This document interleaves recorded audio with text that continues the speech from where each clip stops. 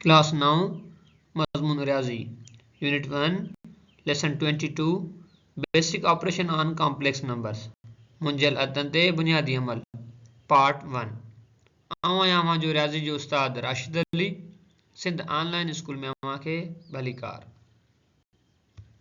बारो पोएं लेक्चर में असां एक्सरसाइज नंबर 1.5 के सॉल्व कराया हुआसीं। हिन सबक में असां basic operations on complex numbers यानी मुंजल अदन ते बुनियादी अमल कीअं छॾाइबा आहिनि उन्हनि जे बारे में सिखंदासीं। बारो जेकॾहिं मां अव्हां खां पुछां त बेसिक ऑपरेशंस यानी बुनियादी अमल कहिड़ा हूंदा आहिनि त तव्हांजो जवाबु छा हूंदो? बेसिक ऑपरेशंस या बुनियादी अमल वंड ज़रब जोड़ ऐं कट खे चइबो आहे। हाणे असां हिते सभ खां अवल एडिशन ऑफ कॉम्प्लेक्स नंबर्स यानी मुंजल अदन जो जोड़ छॾाईंदासीं। हाणे फर्ज़ करियो त लिखंदासीं suppose Z1 is equal to a plus iota b comma अंदासी लिखंदासीं Z2 is equal to c plus iota d id वरी हिते ॻाल्हि पियो करे त कामा रही for all values a comma b comma c comma d belongs to real numbers. त पोइ हाणे असांखे जोड़ करणो पवंदो देन Z1 प्लस Z2 छा जे बराबरि थींदो। बारो हिते हाणे ॾिसो तव्हां त Z1 जो मुल हीअ आहे, ठीकु आहे, a प्लस आई बी ऐं Z2 जो जेको मुल आहे उहो आहे c प्लस आई डी ऐं हीअ जेके वैल्यूज़ हूंदा सभई कंहिंजा a b c d जा उहे तालुक रखंदा छा सां रियल नंबर सां। अॼु त हाणे असां इहो ॾिसूं त Z1 प्लस Z2 छा जे बराबरि थो थिए। हाणे असां लिखंदासीं हिन खे त Z1 plus Z2 a plus i b a plus i b plus c plus i d. हाणे हिते तव्हां ॾिसो न त हीउ जेको आहे उहो माना ऑर्डर पेयर में न लिखियलु आहे, तंहिंजे करे हिते मूं जॻह कामा पुट न कई आहे। ठीकु आहे, असां सिर्फ़ु इन्हनि साॻी टर्म खे छा कयो आहे ब्रैकेट में लिखी करे रखियो आहे। हीअ Z1 जी वैल्यू आहे ऐं हीअ जेका आहे उहा आहे Z2 जी वैल्यू। हाणे हिनखे असां छॾाईंदासीं त पोइ हाणे कीअं छॾाईंदासीं त हिनखे कीअं जोड़ कबो आहे, रियल पार्ट खे रियल पार्ट सां जोड़ कबो ऐं इमेजरी जेको पार्ट आहे उन खे इमेजरी पार्ट सां जोड़ कबो आहे। हाणे तव्हां तवजो ॾिजो, ॾिसो कीअं थो थिए। थी बराबरि थींदो Z1 plus Z2 is equal to, हाणे हिते लिखंदासीं a प्लस c, ठीकु आहे, हीअ जेको आहे उहो ब्रैकेट में बंदि थी वेंदो। वरी हिते लिखंदासीं plus i b plus i d, ठीकु आहे। हाणे हिनखे असां बंदि करे छॾींदासीं ऐं हिते तव्हां जेको आहे न उहा बहितर आहे त विची ॾींगी लॻायो त जीअं तव्हांखे हिसाबु वधीक सही तरीक़े सां सम्झ में अचे। हाणे फर्दर असां ॾिसो हिनखे कीअं हल कंदासीं, तवजो ॾियो, ॾिसो त Z1 प्लस Z2 छा जे बराबरि थींदो। हाणे असां हिनखे लिखी सघूं था त a प्लस c, ठीकु आहे। हाणे हिते लिखंदासीं त प्लस, हाणे हिते छा आहे त आयोटा जेको आहे ॿिन्ही में पियो आहे त आयोटा खे कॉमन करे कढे छॾींदासीं ॿाहिरि, ठीकु आहे। पोइ छा बचंदो अंदरि, अंदरि बचंदो b प्लस डी, अहिड़े तरीक़े सां। हाणे जेकॾहिं हीउ जेको आहे आयोटा वारो पार्ट आहे, ठीकु आहे, ऐं हीउ जेको आहे उहो रियल पार्ट आहे, त असां हिन खे ईअं लिखी सघूं था त Z1 plus Z2 is equal to a plus c comma iota ख़तमु थी वेंदो छाकाणि त हिते कामा पुट कईसीं न, पोइ हीउ थींदो b प्लस डी। हाणे अहिड़े तरीक़े सां जॾहिं असां वटि Z1 ऐं प्लस Z2 अगरि असां गिवन हूंदा त हुनजो छा आंसर अची वेंदो, इन तरीक़े सां हुनखे जोड़ कयो वेंदो आहे। हाणे हिकु तरीक़े सां हीउ फार्मूले जो फार्मूलो बि थी वियो, सही आहे। फर्दर जेको आहे असां हिनखे ईअं बि लिखी सघूं था, हिनखे यादि करिणो पवंदो, हीअ असांजो थी वियो फार्मूला, ठीकु आहे। या वरी तव्हांखे यादि रखिणो आहे त रिमेंबर दैट, या तव्हांखे यादि रखिणो पवंदो रिमेंबर, ठीकु आहे। जीअं तव्हांखे सम कीअं हुजे हीअं गिवन हुजे त a comma b plus c comma d अहिड़े तरह सम गिवन हूंदो पोइ जो आंसर छा ईंदो उहो ईंदो त ए plus c comma B plus D.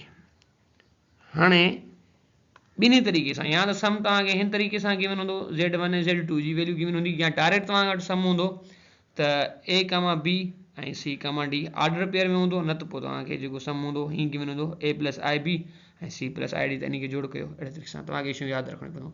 पर हाणे इहा तव्हांखे वधीक ॻाल्हि सम्झ में ईंदी जेॾीमहिल जंहिंमहिल असां हिकिड़ो मिसाल कंदासीं। ॿारो हाणे असां वटि सम आहे त Z1 जी वैल्यू आहे 6 प्लस 9 आयोटा ऐं Z2 जी वैल्यू आहे -1 प्लस 2 आयोटा। हाणे हिनखे छा करिणो आहे जोड़ करिणो आहे। हाणे कीअं जोड़ थींदो हाणे ॾिसो अचो त हिनखे असां सॉल्व था कयूं। सभ खां पहिरियों लिखंदासीं सॉल्यूशन। जीअं त असांखे गिवन छा आहे त Z1 is equal to 6 plus 9 iota. असां हिनखे ऑर्डर पेयर में लिखी सघूं था 6 कामा 9 ठीकु आहे। त पोइ Z2 जी जेको मुल आहे उहो असांखे छा गिवन आहे उहो आहे -1 प्लस 2 आयोटा।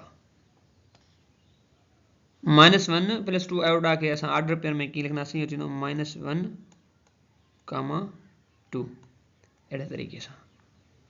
हाणे असां वटि हिकिड़ो फार्मूलो असां सिखी आया आहियूं त पोइ जॾहिं असां Z1 ऐं Z2 खे पाण में जोड़ कंदासीं त उहो छाजे बराबरि थींदो a plus c b plus D.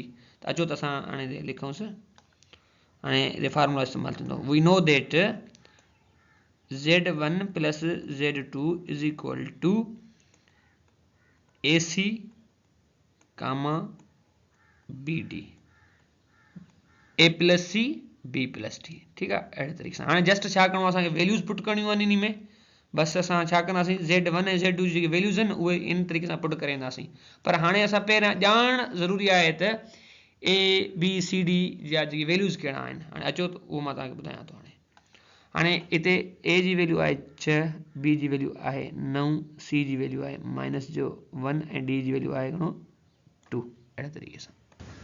हाणे बसि असां छा कंदासीं जस्ट हिन में जेके आहिनि वैल्यूज़ पुट करे ईंदासीं पोइ इहो छाजे बराबरि थींदो इहो बराबरि थींदो त Z1 plus Z2 is equal to a plus c a जी वैल्यू घणी आहे उहा आहे 6 ठीकु आहे ऐं सी जी वैल्यू घणी आहे उहा आहे -1 यानी प्लस वरी -1 कामा पुट कंदासीं। बी जो मुल घणो आहे उहो आहे 9 ऐं डी जो मुल घणो आहे 2 ठीकु आहे चवंदासीं प्लस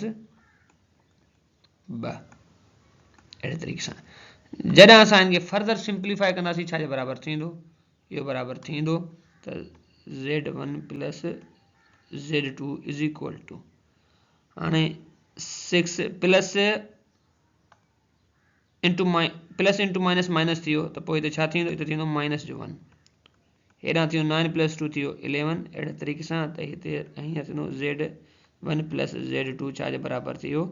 हाणे 6 मां -1 वियो छा थियो हिते थियो 5 हेॾां जो 11 बचियो अहिड़े तरीक़े सां असांजो आंसर थियो।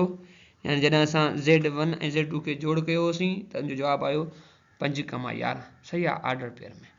इहो थी वियो सम अहिड़े तरीक़े सां। असां तव्हांखे हीउ फार्मूला यादि करिणो पवंदो जीअं तव्हांखे सम हिन तरीक़े सां गिवन हुजे ठीकु आहे। जीअं तव्हां वटि डायरेक्ट ई वैल्यूज़ गिवन हुजनि ऐं Z1 ऐं Z2 न हुजे न त पोइ तव्हांखे Z1 ऐं Z2 गिवन आहे त पोइ तव्हांखे फार्मूला ॾिसो राइट साइड ॿिन्ही पासे साॻियो अथव अहिड़े तरीक़े सां। ॿारो हींअर असां वटि आहे सबट्रैक्शन ऑफ कॉम्प्लेक्स नंबर्स यानी मुंझियल अदनि जी कट। हाणे फ़र्ज़ु करियो त Z1 ऐं Z2 असां वटि ॿ छा आहिनि कॉम्प्लेक्स नंबर आहिनि ए प्लस आई बी ऐं सी प्लस आई डी ऐं for all values of a b c d जेके तालुक़ु रखनि था हक़ीक़ी अदनि सां त पोइ असांखे छा आहे त मुंझियल अदनि जी कट हल करणी आहे या ॻोल्हणी आहे त उहा कीअं थींदी सही आहे। त पोइ अचो हाणे असां हिनखे ॾिसूं त इहा कीअं थींदी। पोइ असां हिते लिखंदासीं त Z1 minus Z2 is equal to हाणे असां हिते छा कंदासीं जेके वैल्यूज़ हूंदा आहिनि उहे हिते रखी ईंदासीं सभ खां अवल हीअ थींदो a plus i b minus c plus i d. साॻे ई तरीक़े सां जीअं असां जोड़ में छॾायोसीं त रियल पार्ट मां रियल पार्ट कट कबो ऐं इमेजनरी पार्ट मां इमेजनरी पार्ट कट कबो त पोइ इहो छा थींदो हाणे थींदो तो Z1 minus Z2 is equal to A minus C। ठीक है, अड़े तरीके से असां वटि हाणे हिते कहिड़ी साइन पई आहे, बी वटि आई बी वटि साइन पई आहे प्लस जी। ठीक है, तो पोइ असां हिते लिखंदासीं हाणे ए माइनस सी लिखियोसीं, पोइ ॾींदासीं plus a minus c plus i b minus i d अहिड़े तरीक़े सां। सही आहे। पोइ तव्हां चओ त ही प्लस जी साइन त छो पई आहे, हाणे ॾिसो हिते छा हुयो ए प्लस आई बी आहे। ठीकु आहे, ए माइनस सी त हिन साइड अची वियो, पोइ ॾिनीसीं plus i b minus i d. सही आहे। त पोइ हाणे असांखे फर्दर छा लिखंदासीं त Z1 minus Z2 is equal to a minus c plus, त हिते वरी छा थींदो, हाणे आयोटा ॿिन्ही में पियो आहे, कॉमन निकिरी ईंदो ॿाहिरि साॻी तरीक़े सां, त पोइ छा थींदो अंदरि थी वियो बी माइनस डी। हाणे असांखे उहो हिन टर्म खे छा में लिखिणो आहे, ऑर्डर्ड पेयर में। ही रियल पार्ट थी वियो, ही इमेजिनरी पार्ट थींदो, त असां हिनखे कीअं लिखंदासीं, प्लस खे ख़तमु करे त कॉमन ईंदासीं बसि, पोइ थींदो Z1 minus Z2 is equal to a minus c comma b minus d. हाणे इहो हिन जो फार्मूला थी वियो। सही आहे।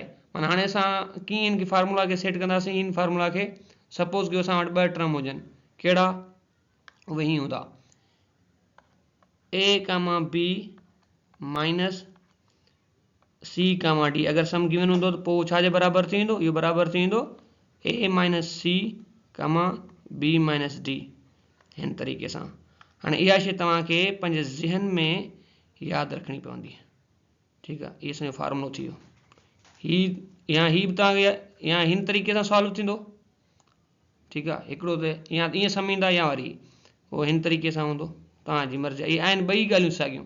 हुते मथे मां Z1 ऐं Z2 लिखियो आहे, ऐं हेठि वरी मूं छा कयो आहे त हिते Z1 माइनस Z2 पियल आहे, ऐं हिते वरी हिन जा वैल्यूज़ आहिनि। हीउ जेको आहे Z1 जा जेके वैल्यूज़ हूंदा उहे आहिनि, ऐं हीउ जेको आहे Z2 जा जेके वैल्यूज़ आहिनि उहे आहिनि। छा जे बराबरि थी वेंदा, a minus c b minus d. इहे शयूं तव्हांखे यादि रखणियूं पवंदियूं। हिकिड़े क़िस्म जो इहो थियो फार्मूला।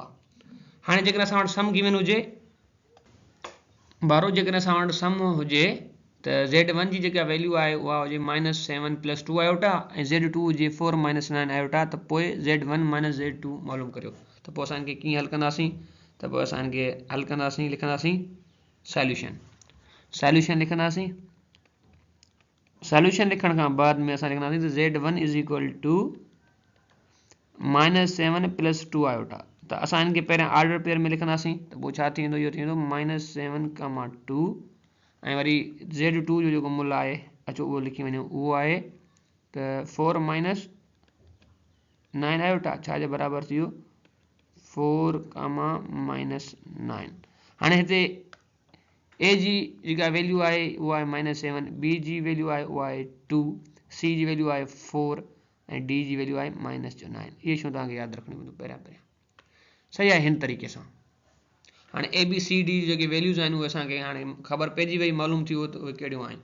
हाणे असां जस्ट हिते कहिड़ो फार्मूला इस्तेमालु कंदासीं जेको पोइ हिते पढ़ी आया हुआसीं, त कीअं इहो असां कीअं हिन खे जोड़ कंदासीं, Z minus Z2, Z1 minus Z2 is equal to, हाणे इहो त ए माइनस सी सिंपली, ऐं बी माइनस डी, इन तरीक़े सां। जस्ट इन में असांखे वैल्यूज़ पुट करणियूं आहिनि, पोइ छा थी वेंदो, इन में छा आहे वैल्यूज़ पुट करणियूं आहिनि, पोइ ॾिसो हाणे छा थींदो। त इहो थी वेंदो is equal to a minus c, a जी वैल्यू घणी आहे माइनस 7, ऐं माइनस सी माइनस इन जो फार्मूला वारो। हाणे सी जी वैल्यू घणी आहे, उहा आहे 4। ठीकु आहे, कामा बी जी वैल्यू घणी आहे, उहा आहे 2, माइनस फार्मूला वारो, ऐं डी जो मुल घणो आहे, इहो आहे माइनस जो 9। उहो हिते लिखिबो माइनस जो 9। इहा शइ तव्हां पंहिंजे ज़हन में रखिजो त अगरि टर्म गिवन आहे माइनस 9 त उहो माइनस 9 ई लिखिबो, फार्मूला वारो माइनस लिखणो अथव। मतिलबु तव्हां इहा ग़लती करे वञो त हिते जेको माइनस न ॾियो, हीउ ॾेई वञो, इहे ॿई तव्हांखे लिखणा आहिनि। जीअं सम गिवन हूंदो उहो ॾियणो अथव। प्लस में मसइलो न आहे हूंदो, त हिते प्लस हुजे या अंदरि प्लस न आहे हूंदी, त बि असां हुनखे अंडरस्टूड कंदा आहियूं त इहा प्लस लिखियलु आहे। इहा शइ तव्हां पंहिंजे ज़हन में रखी छॾिजो। सही आहे। त पोइ हाणे छा थींदो, हिनखे जॾहिं फर्दर सिंप्लीफाई कंदासीं, थींदो माइनस जो 7 ऐं माइनस जो जेको आहे 4 घणा थी विया, माइनस जो 7 ऐं माइनस जो 4 बराबरि थी विया माइनस जे 11 जे बराबरि।